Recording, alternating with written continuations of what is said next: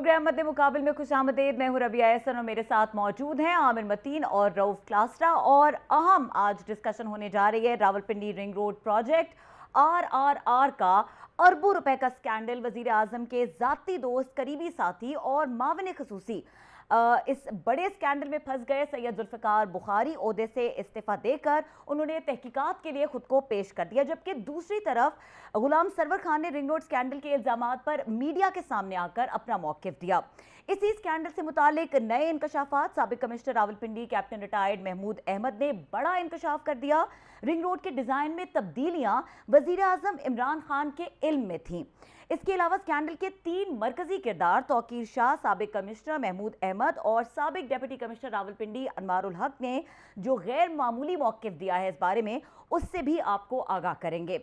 Rawalpindi ring road scandal में नए इंकशाफात भी सामने आ रहे हैं और जिला अटक की जमीनों को हाउसिंग माफिया ने इस्लामाबाद में दिखाकर पाकिस्तान के शहरियों को अरबों रुपए का चूना लगाया। सिर्फ पिछले 2 साल में 8.25 अरब रुपए का बिजनेस इन हाउसिंग सोसाइटीज ने किया। कौन सी सोसाइटी ने क्या फ्रॉड किया, इसकी एक्सक्लूसिव तफसीलात आपके सामने रखेंगे। इसके अलावा ओहदों से हटाए जाने वाले कमिश्नर, डिप्टी कमिश्नर का मौक़िफ़ भी आपको बताएंगे। स्कैंडल में काफ लीग के चौधरी शुजात के बेटे चौधरी सालिक का नाम किस हैसियत में सामने आया है, इसकी तफसीलात भी आपके सामने शेयर करेंगे। तो आमिर मतीन साहब, जो डिस्कशन हम कर रहे थे पिछले कुछ दिनों से, ट्वीट्स, इस्तीफे, ऑपोजिशन की पॉइंट स्कोरिंग, चेयरमैन नैब का नोटिस, एब्सोल्यूट थरथल्ली मच गई है। थरथल्ली तो अभी शुरू हुई है। ये आप देखिएगा जूं जूं आगे जाएगा ये और नाम आएंगे, बहुत बड़े बड़े नाम आएंगे। अभी ये बड़ी अभी भी जो है ना वो लेला पोती हो रही है, कवर अप किया जा रहा है बेताशा। और इसके अंदर जो सबसे खौफनाक एक मैं ख़बर भी दे दूं, डेवलपमेंट ये हुई है कि इसमें आर्म्ड फोर्सेस का नाम इस्तेमाल किया गया है, बहुत बुरे तरीके से इस्तेमाल किया गया है कि SPD एक इदारा है, स्ट्रेटेजिक प्लानिंग डिवीज़न, जो कि बहुत ही रीढ़ की हड्डी होता है फ़ौज की। उसके अफसरान ने ये कहा जी हमें जो है ना इसके अलाइनमेंट के ना हमें कोऑर्डिनेट्स दें, और वो कोऑर्डिनेट्स लेके उन्होंने फिर मार्केट में उसके कोऑर्डिनेट्स से पता लग गया ना कि ये किधर किधर जानी है ये रिंग रोड, और वहाँ वो ज़मीनें ख़रीद ली गई हैं। तो उसके अंदर अभी तो और ये इत्तेफाक नहीं था कि पिंडी और अटक के अंदर सारे ही तकरीबन जो है, पिंडी में तो सारी एडमिनिस्ट्रेशन कमिश्नर से लेके नीचे तक सारे रिटायर्ड कैप्टन हैं, सारे ही रिटायर्ड कैप्टन हैं। और वो सारे, कोई कैप्टन साहब कहते हैं कि जी मैं चीफ का ADC था, कोई कहता है कि जनाब मेरा फलाने वालिद साहब कर्नल हैं, वो सारे मसूद जो महमूद साहब है ये ख़ुद भी रिटायर्ड कैप्टन हैं, इनके भाई कर्नल मसूद का जो नाम आ रहा है वो है। फिर उसके बाद एक ब्रिगेडियर साहब जो कि ऑलरेडी अक्यूज़ड में से हैं, सलीम इसहाक साहब, उनका तो नाम है ही है रिटायर्ड हजरात में जो है ना brigadier रजवान, colonel Asim, brigadier Waqas, ये काफ़ी सारे, एक इब्राहिम साहब भी हैं, पराचा साहब भी, कर्नल साहब, इनकी जो ये 3 जो बाद में नाम लिए हैं, brigadier रजवान, colonel Asim, brigadier Waqas, उनके मतलब की जो रेवेन्यू का रिकॉर्ड उन्होंने जो चेक किया है, ये हम उसके साथ रिपोर्ट शेयर करेंगे।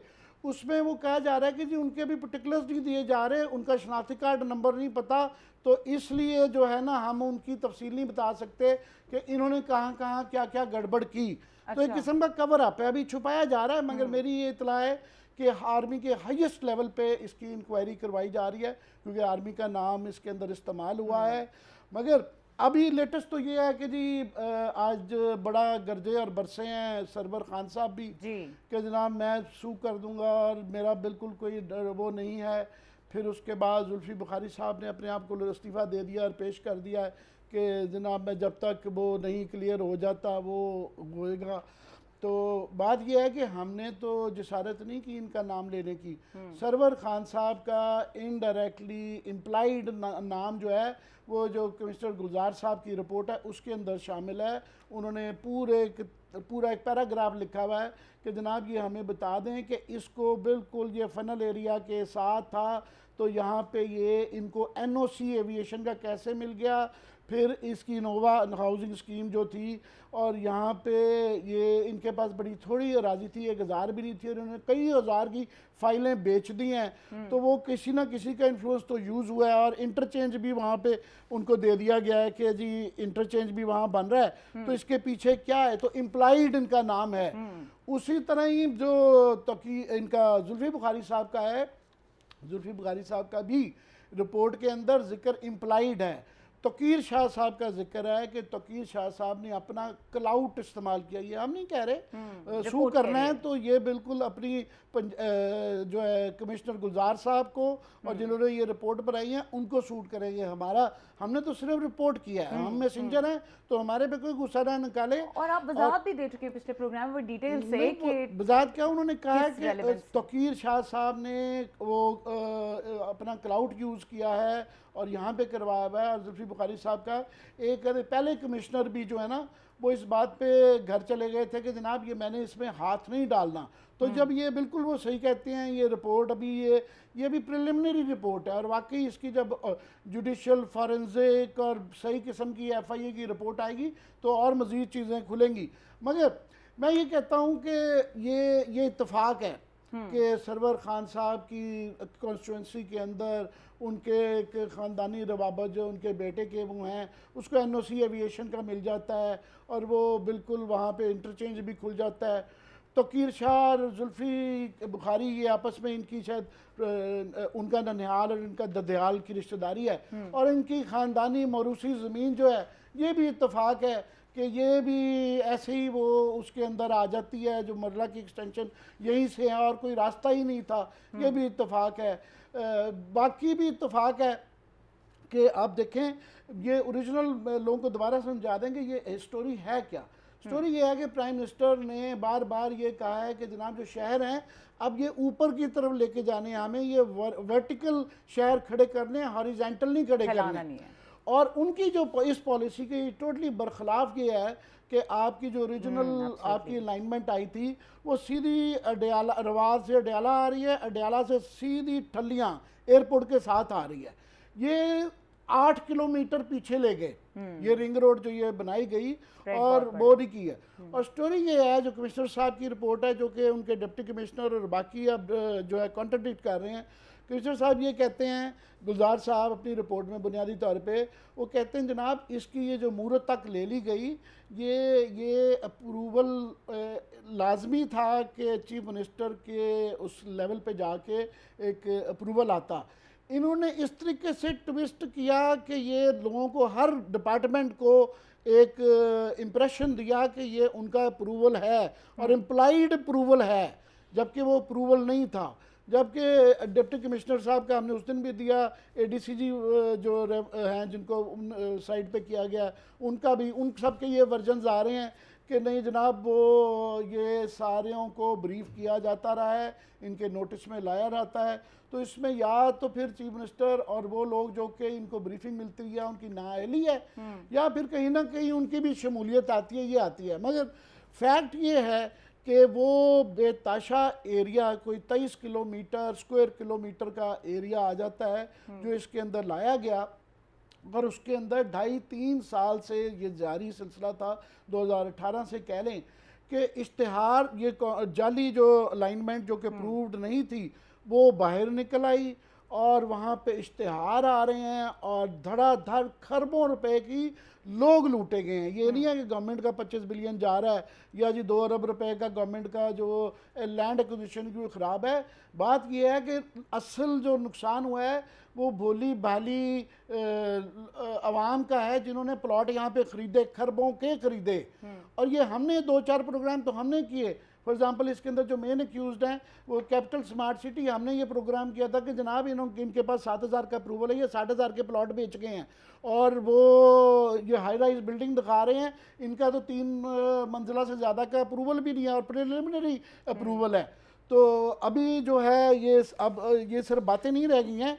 आज की लेटेस्ट ये है कि अब रेवेन्यू से फर्दर एक इंक्वायरी करवाई गई है रेवेन्यू डिपार्टमेंट से कि जनाब आप बताएं कि ये 2018 और 2021 में किसने कितनी ज़मीन खरीदी है।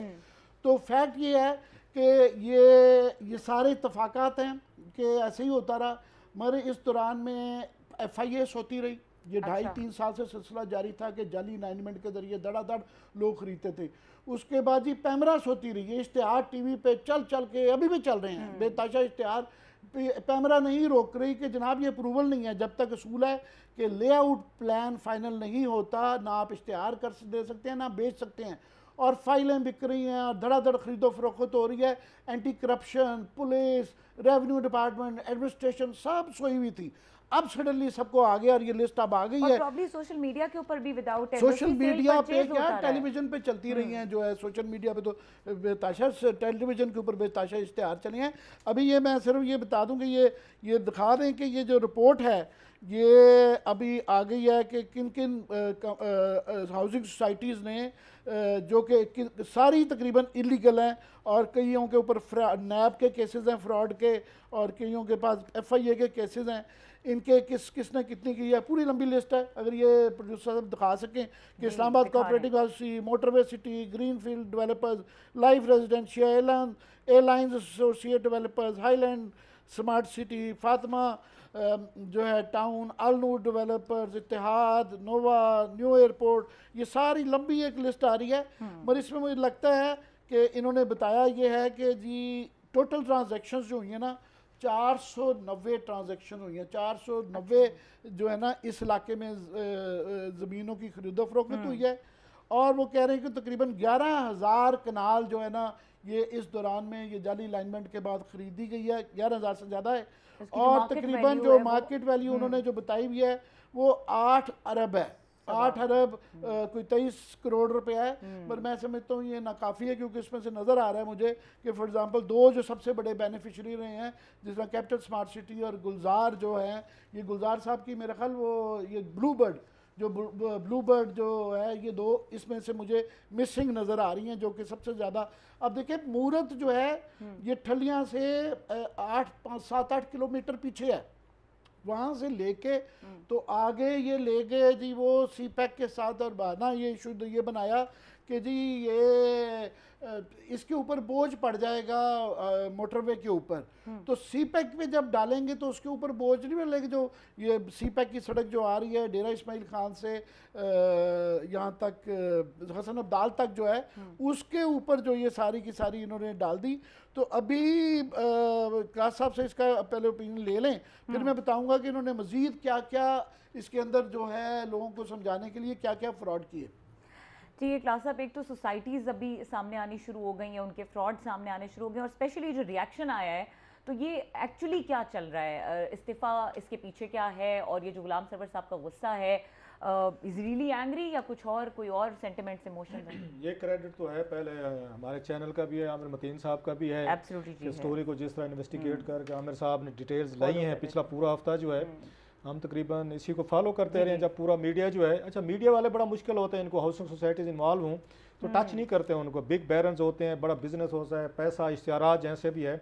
हमारे चैनल को ये मेरा ख्याल है ये जाता है, क्रेडिट जाता है कि बगैर इसका उसका शिकार हुआ है कि कल को इनका बिजनेस होता है, जैसे मैंने कहा एड्स आते हैं, उन्होंने बिल्कुल इसको मतलब शो भी चले हमारे, और आमिर साहब ने बड़ी जाके नए नए तरीके से स्टोरीज भी निकाल के लें, और अभी भी मेरा ख्याल है इनके पास बहुत सारा मवाद है जो लोगों तक पहुंचने वाला है। मतलब हैट्स ऑफ टू अगर आमिर साहब। दूसरी जो बड़ा आपको याद होगा पिछले हफ्ते में हम अपने ड्रम ज़रा कम ही हम बीट करते हैं, ये हमारा प्रॉब्लम है। हम दोनों ज़रा वो ओल्ड टाइमर हैं, ओल्ड स्कूल ऑफ थाट हैं कि अपनी तारीफ क्या करनी, अपने क्लिप्स बार-बार चला के अपने क्लिप्स चलाएं। हमारे पास बड़े सारे क्लिप्स हैं जो हम दिखा सकते थे कि पिछले हफ्ते हम कह रहे थे कि ये सारे इशारे जो है ना, स्टॉर्म इज वो कहते हैं ना गैदरिंग अराउंड PM ऑफिस। मैं अभी भी कह रहा हूँ इसकी फेयर इन्वेस्टिगेशन मतलब कौन करेगा, मैं एक उस पर बात करना चाहते हैं। नैब करेगा जो जुल्फी बुखारी को पहले ऑफशोर कंपनीज में क्लीन चिट दे चुका है, इसको कौन करेगा? अगर आपने करवानी है तो कुछ जुडिशल कमीशन से करवाए ना, आपके लोग अगर इन्वॉल्व हैं, मतलब अब तक हुकूमत ने ये नहीं बताया, इसकी इंक्वायरी कौन करेगा? FIA करेगी।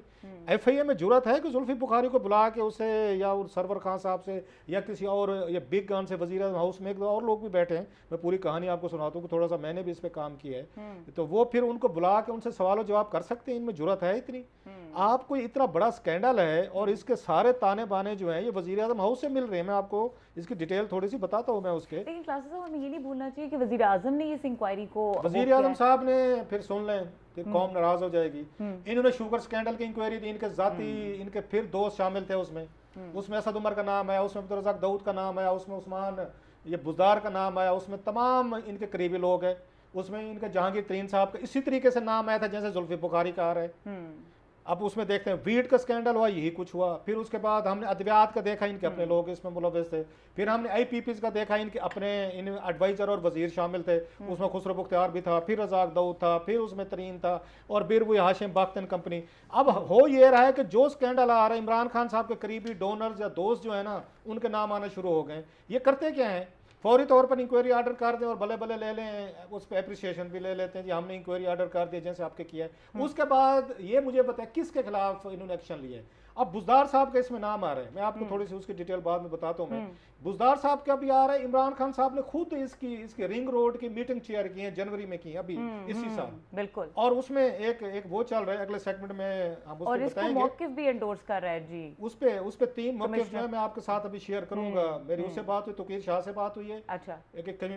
उसमें ये जो कमिश्नर महमूद जो है, उन्होंने अपना एक अनऑफिशियल बयान उन्होंने लिख के अपने DMG के ग्रुप्स में शेयर किया, वहां से उनके किसी करीबी बंदे ने उसको शेयर किया है। फिर इसके बाद कैप्टन अनवारुल हक है, उनका एक अपना पॉइंट ऑफ व्यू है, जो आपको याद होगा मैंने उस वक्त भी कहा था जब आमिर साहब स्टोरी कर रहे थे, मैंने कहा वुड बी इंटरेस्टिंग, ये तो चीजें सामने आ गई हैं, फैक्ट फाइंडिंग रिपोर्ट भी आ गई, बल्ले बल्ले हो गई सारी की पूरी मीडिया ने ऐसी तैसी करके रख दी। लेकिन हमने दूसरी साइड भी तो देखनी है कि वो क्या कहते हैं जिन पे ये इल्जामात लग रहे हैं, और उन्होंने क्यों। और अगर हम एक ब्रेक ले लें दूसरी साइड को देखने से पहले, आमिर साहब से वो कुछ लें, ब्रेक के बाद हम ऐड करेंगे जो मौक़िफ़ सामने आए और गैर मामूली उसके अंदर हकायक हैं, और उन हकायक के पीछे क्या तफसीलात है उनको एक्सप्लोर करेंगे। हमारे साथ रहिए।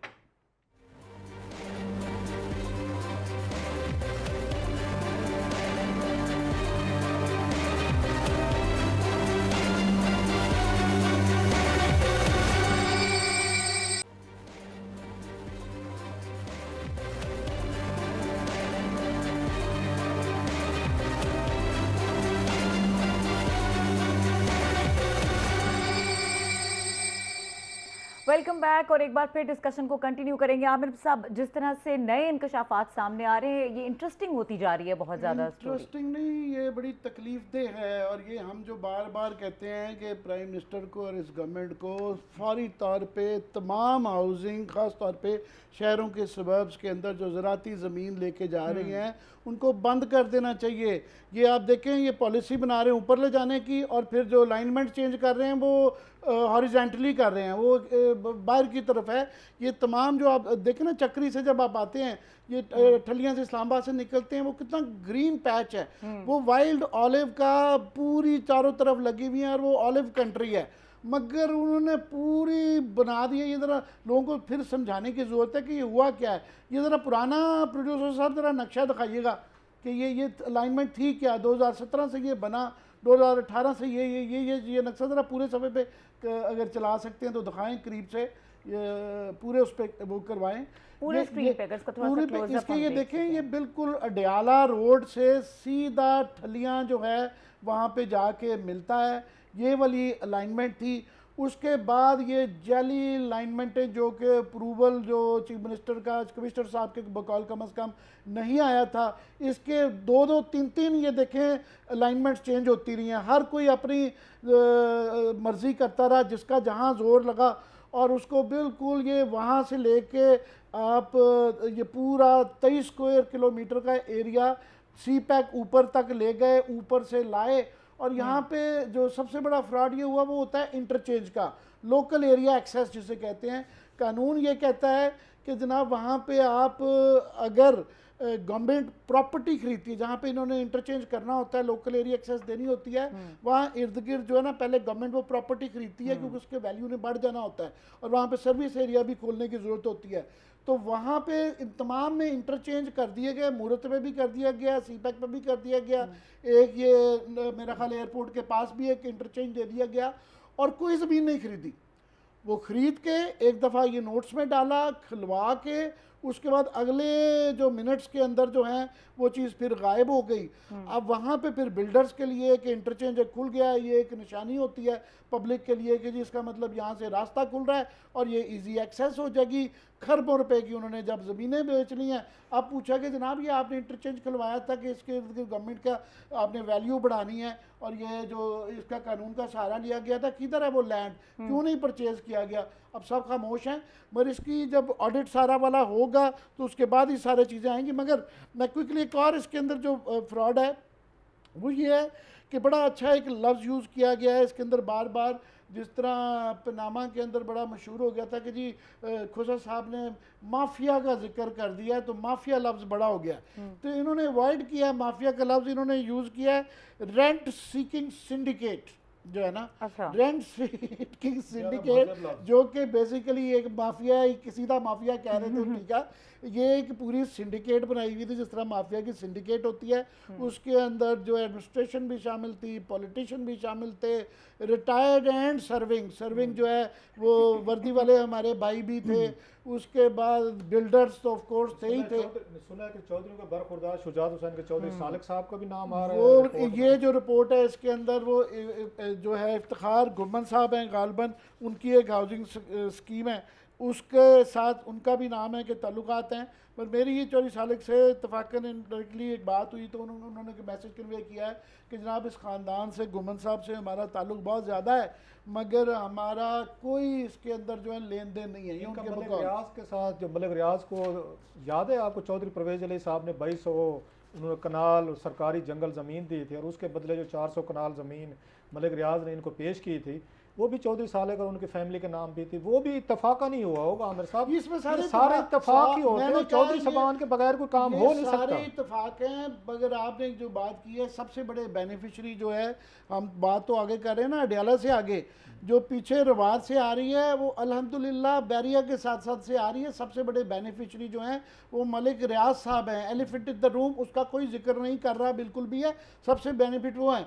मगर ये सब इत्तफाकात हैं। इत्तफाक अगर नहीं है ना तो वो बेचारे गरीब जिन्होंने इधर जगह 60-60 हज़ार प्लॉट एक एक ने, जिसके पास 1000 थी उसने 40,000 60,000 ये हाइप यूज़ करके, ये जाली अलाइनमेंट यूज़ करके इश्तेहार चला के वो इत्तफाक उनके साथ नहीं हुआ। हमने जो हमारा एक मैं लास्ट कह दूँ उसके बाद कह दीजिएगा कि ये मैं उस दिन जिक्र कर रहा था कि जनाब प्राइम मिनिस्टर का आपके बता रहे हैं कि वो अब ये वर्जन देंगे कि उनका क्लेम है कि ब्रीफ किया गया, मगर प्राइम मिनिस्टर की तस्वीरें ये जो हैं साद नज़ीर साहब, ये ब्लू वर्ल्ड, ये one of the main beneficiaries हैं। ये 2 करोड़ रुपए कोरोना में दे के जो है ना इन्होंने तस्वीर उतरवा दी। उसके बाद फिर वो सोशल मीडिया पे ये तस्वीर चली और वो एक किस्म का ये होता है जिस तरह लिखा होता है ना CDA अप्रूव्ड, उसका फिर उस तस्वीर को इस तरीके से किया जाता है कि PM अप्रूव्ड। उसके बाद फिर PM का जब नाम आ जाता है तो फिर वो इंक्वायरी हो जाती है। तो जब ये कोई 1000-2000 रुपया या करोड़ रुपया एक दे के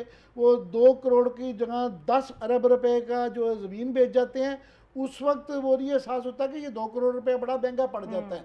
और वो तस्वीरें उतारने वाले के लिए पहले साइन करा लिया कॉन्ट्रैक्ट कि इसको कमर्शियली इस्तेमाल नहीं किया जाएगा। वो ऐसा कमर्शियली इश्तेहार में चलती है कि लोगों ने कहा जी ये देखो ये PM साहब दे राइट हैंड आदमी ने, ये साद नज़ीर साहब जो ब्लू वर्ल्ड के हैं, ये तस्वीर ये देख रहे हैं ना ये। तो ये एक वारदात भी चलती रही है, किस जगह PM का नाम इस्तेमाल हुआ है, किस जगह CM का नाम इस्तेमाल हुआ है। अभी आने वाले दिनों में और नाम भी बताएंगे। अभी पॉलिटिशियनों की ना एक पूरी लिस्ट है जिनकी डायरेक्टली अभी नाम नहीं है। अभी तो सिर्फ ये सरवर खान और जुल्फी बुखारी का नाम आया है, तकीर शाह का आया। ये और भी आइंदा वाले डॉक्यूमेंट आ जाएं फिर हम बताएंगे।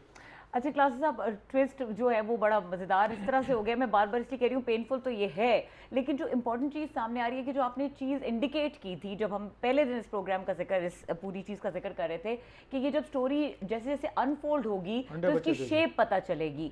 अभी शेप डिफरेंट हो गई है और ये समझ में आ रहा है कि ये इंक्वायरी जो थी उसका मकसद क्या था और उसका कंक्लूजन क्या होगा, क्योंकि हम इंटरेस्टेड तो इस चीज़ में है कि जिनके नाम सामने आ रहे हैं उनके साथ होगा क्या। अब तक किसी इंक्वायरी में इमरान खान साहब के किसी वजीर को सज़ा मिली है? नेम एनीवन, आप गैस करें, कोई बताएं।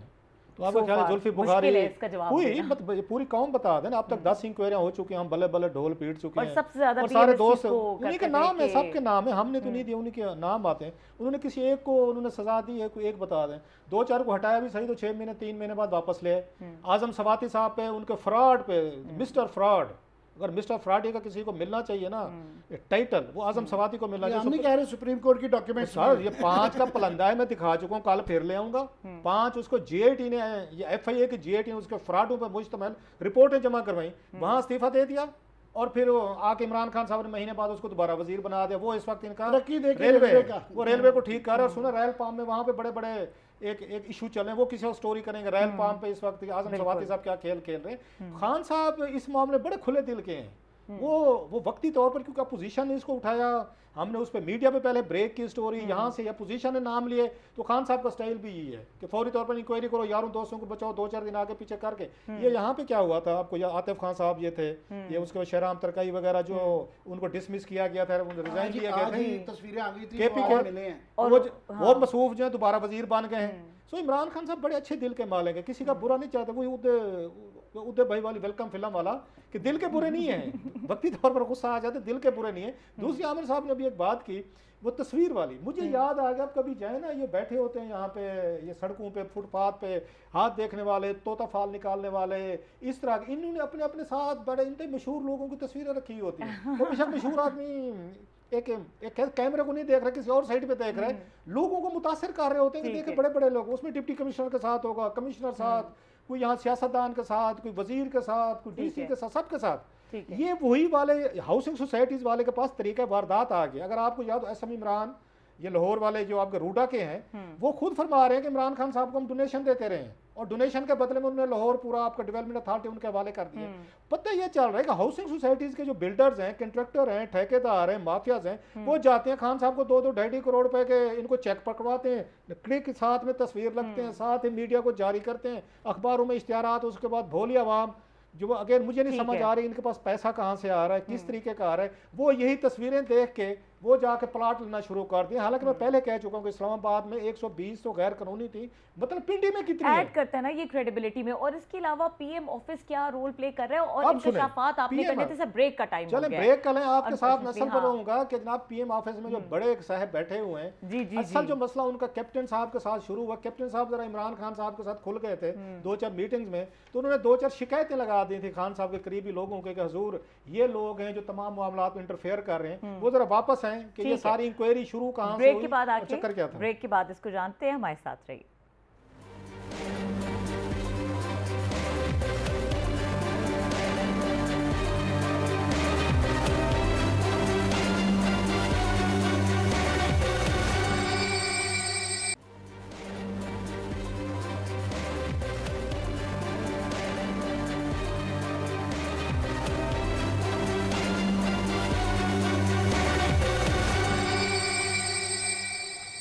प्रोग्राम में एक बार फिर खुशामदीद। क्लासा साहब, जिस तरह से आप पीएम ऑफिस की इन्वॉल्वमेंट का जिक्र कर रहे थे, और जितनी हाइप ले चुकी है ये इंक्वायरी, ये पूरी स्टोरी, अब अपोजिशन भी बात कर रही है, चेयरमैन नैब भी नोटिस ले चुके हैं, जिस तरह से आप कह रहे हैं कि गुम हो जाएगी या कभी कोई इंक्वायरी कंक्लूड नहीं हुई, तो इतना आसान लगता है कि गुम हो जाए? चेयरमैन नैब ने नोटिस ले लिया तो भैंस गई पानी में। वो तो फिर जानबूझ के किया गया कि जुल्फी से इस्तीफा दिलवा दिया गया है। नैब को कहा गया कि भाई साहब आप आए और इंक्वायरी कर रहे हैं, और ऐसी इंक्वायरी कर सरूर खान ने प्रेस कॉन्फ्रेंस कर जो दिया। वो उन्होंने प्रेस कॉन्फ्रेंस कर, जो आपने पहले इंक्वायरी की थी ना जुल्फी की, उसी तरह की इंक्वायरी और करके कौम के मुंह पे और ये मत्थे पे मारेंगे हमारे पे, ये लें जी। ये तो फिर नैब की तो ये बता दूं मैं, ज़रा वो सवाल बड़ा अहम है, लेकिन क्योंकि टाइम हमारे पास कम है, विश के टाइम है ज़्यादा होता, हम पूरे घंटे का इसको शो करते, इतना मटीरियल है आमिर साहब के पास, कुछ मेरे पास, इस पे 2 घंटे का हम शो कर सकते, but we will continue to follow it up. मैं ज़रा जल्दी से एक other side of the story जो है वो देना चाहता हूँ। मेरी तौकीर शाह साहब जो हैं उनसे बात हुई, जो फॉर्मर वो सेक्रेटरी टू वो सीएम पंजाब थे, मैंने कहा ज़रा उनसे भी चेक कर लिया जाए कि वो क्या कहते हैं। फिर कोई इधर से जहाँ डिप्टी कमिश्नर साहब हैं वो आमिर साहब तो बड़ी हद तक दे चुके हैं, उनका जो उनकी रिपोर्ट थी उनके पेज कैप्टन अनवार, जी कैप्टन जो अनवार साहब हैं डीसी, उन्होंने, वो डीसी साहब हैं, उनके करीबी लोगों से भी 1-2 से बात हुई। फिर इसके बाद ये हो गया, उसके न ये आ गए डीसी साहब आ गए, फिर कमिश्नर साहब हैं, उनके कोई करीबी लोगों से भी बात हुई है। एक्स कमिश्नर, पहले मैं उनको तौकीर शाह साहब का बताता हूँ, क्योंकि उन पे आ रहा था कि ज़्यादा ज़मीनें उनके रिश्तेदारों को या उनके, उन्होंने खैर बड़ा एक एक लाइटर पे उन्होंने टोन में कहा, उन्होंने कहा क्या करें, we are son of the soil, हम इसी धरती में यहीं पैदा हुए, आज के नहीं हैं, यहाँ से सैकड़ों सालों से हम यहीं पे बसते हैं, हम यहीं पोठवार के लोग हैं, यहीं पे अब हमारी ज़मीनें भी वहीं पे, बल्कि हंसते हैं मुझे कहा जी हमारी ज़मीनें एक्वायर होने, रहो सब आपकी तो नहीं होनी, आप तो लैया में है ना, आपकी कोई ज़मीनें हैं यहाँ पे, मैं कि मेरी नहीं है। उसने कहा जनाब हमारी ज़मीनें आज की नहीं है, इवन उन्होंने हंसते हुए कहा कि जब यहाँ से उसने शेर शाह सूरी ने काबुल से लेके कलकत्ता तक जीटी रोड बनाया था, तो वो भी ज़रा चेक कर लें, हमारी ज़मीनों से गुजर रहा था। तो हंसते हुए कहते हैं हो सकता है हमारे बुजुर्गों को उन्होंने फ़ायदा देने के लिए जीटी रोड वहाँ से गुजारी हो।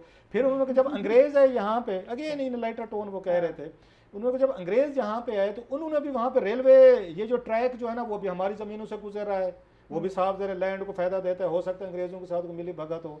फिर उन्होंने कहा जहाँ डाक बंगले बनाए गए, फलां चीज़ें बनाएंगी, वो भी हुआ सारा कुछ, उन्होंने कहा हमारी से। उन्होंने कहा दूसरा ये इस पे आते हुए बात की उन्होंने कहा जनाब कि यहाँ से एक तो फेंसिंग होनी है जिसका हमें कोई फायदा नहीं, once there is a fencing, आप अगर वहाँ क्रॉस नहीं कर सकते तो हमें उसका बड़ा फायदा नहीं है। प्लस उन्होंने कहा कि ये जो मारगला इसकी एवेन्यू की बात जिसकी हम ये कर रहे हैं, इसका फैसला उन्होंने कहा जो इमरान खान ने किया, और इसकी जो इमरान खान साहब ने अप्रूवल दी है वो उनके घर तक या उनकी जमीनों तक जाके एंड होता है। अच्छा। अब इसको आमिर साहब इत्तेफाक कहें या कोइंसिडेंस कहें या व्हाटएवर जो बहुत कहें, सारे इत्तेफाक कहते हैं अब हमारी जमीन कहीं ना कहीं पे आ रही है, इसको ये समझा जाए कि हम इसको मैनूवर कर रहे हैं, तो कहते हैं ये टोटली गलत बात है। और हमें उसने कहा जी मुझे कोई इससे कोई जाती तौर पर आप देख लेंगे, हमें कोई इससे वो नहीं होना, कोई मतलब है कोई फायदा। उन्होंने कहा सिर्फ अकेली हमारी जमीन बची हुई है जो हमने हाउसिंग सोसाइटीज नहीं बनाई, अकॉर्डिंग टू डॉक्टर तुकीर ये पॉइंट ऑफ व्यू, ये खैर उनका मेन उनका था। उन्होंने कहा बाकी हमारी जो जमीन ज्यादा यहाँ पे आ रही मारगला एवेन्यू में, ये तो मेरे को 1.5-2 किलोमीटर है शायद, वो जितना आरला है इतना ही है, और ये Imran Khan 3 kilometre 1.5-3 kilometre land acquire की जाती है, हुकूमत जबरदस्ती एक्वायर करती है, और उनके रेट कोई कमर्शियल रेट नहीं मिलते। उन्होंने कहा ये जो डीसी रेट है दीगर दिए जाते हैं वो कि आपको यहाँ 1.5-2 करोड़ रुपए के कनाल पे रेट तो नहीं दे रहे होते, वो आपको नॉर्मल दिए जा रहे हैं। एंड ही सेड कि I am open to any inquiry and any questioning, ये तो खैर उनका पॉइंट ऑफ व्यू था। अब मैं आता था कमिश्नर साहब के जो उनका वो बड़ा इंटरेस्टिंग है, उन्होंने एक जवाब लिख के तफसील से शेयर किया है कुछ अपने दोस्तों के साथ, जो आप जिक्र करते हैं उसमें उन्होंने ये कहा है कि जनाब जो पहली दफा इंकशाफ किया गया, पहले भी इंकशाफात थे लेकिन ऑन द रिकॉर्ड नहीं थे, कि प्राइम मिनिस्टर ऑफ पाकिस्तान भी रिंग रोड पे मीटिंग्स लेते रहे हैं।